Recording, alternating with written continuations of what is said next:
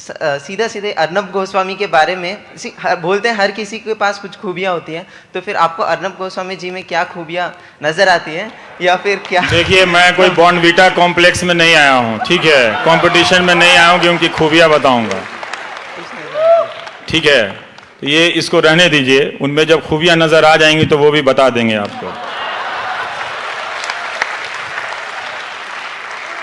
पर आपका पहला सवाल उसको ठीक से फ्रेम नहीं हुआ, पर वो महत्वपूर्ण है। वो महत्वपूर्ण इसलिए है कि देखिए, टेलीविजन में एक प्रोसेस के तहत रिपोर्टिंग को ख़त्म किया गया, ठीक। जब 150 रिपोर्टर होते हैं तो कब किसके हाथ कौन सी सूचना लग जाएगी किसी को पता नहीं होता था। तो कुछ खबरें दब भी जाती थी यहाँ तो वहाँ से निकल आती थी, कोई इधर से कोई उधर से, खबरें टहलती थी लोकतंत्र में। लेकिन रिपोर्टर को हटा दिया गया और न्यूज रूम में एक स्टार सिस्टम लाया गया जिसका बेनिफिशियरी मैं भी हूं। तो जब ये 4-5 हो गए तो पावर के लिए इनको कंट्रोल करना आसान हो गया, मेहनत कम हो गई ना, मेहनत कम हो गई, इनकी इनसिक्योरिटी बढ़ गई कि यहां से हटेंगे तो कहां जाएंगे। तो उस कुर्सी को बचाने के लिए वो लगातार पावर से बैलेंस करते हैं। तो जैसे ही लगेगा कि कोई नेता 20 साल तक नहीं हारने वाला है, उस हफ्ते आप उस एंकर की देखेंगे जुबान बदल जाएगा। जैसे ही लगेगा कि ये नेता लगता है कि अगले साल हार सकता है, तो उसकी जुबान बदलने लगती है कि वो दिन रात अपना एक बैलेंस खोज रहा है और वो खुद ही ऑब्जेक्टिव नहीं है। ये आसान है। तो यही हुआ है कि पिछले 10 साल में टीवी चैनलों से रिपोर्टिंग खत्म कर दी गई है। अब किसी के पास इंफॉर्मेशन नहीं है, सबके पास परसेप्शन है, जो बहुत आसान है करना।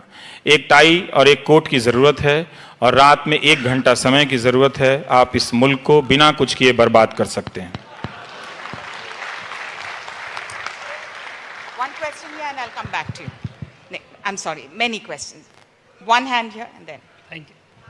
Go ahead, short question. Thank you Ravish ji. जो एक नाम 350 किलोमीटर से मुझे यहाँ खींच के लाया है। 350 किलोमीटर से? जी, थैंक यू।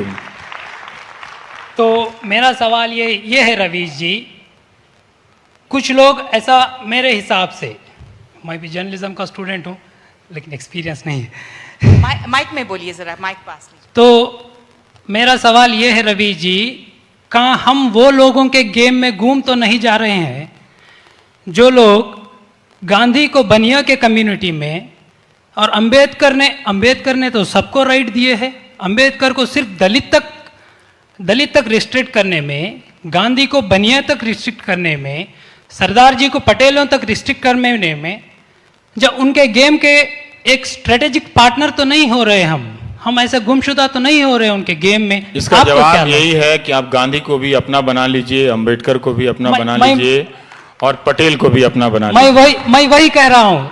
तो हम सारा इतिहास भी अगर वही उन्हीं को तय करने दीजिएगा, वो वर्तमान तो संभाल नहीं पा रहे, इतिहास भी बदल देंगे। कमाल है, मतलब अरे पढ़ने बैठेंगे ना इतिहास, मैं इतिहास का विद्यार्थी हूं, तो 5 साल में कोर्स पूरा नहीं होता है। मूर्ति बना देने से आप इतिहास के विद्यार्थी नहीं हो जाते।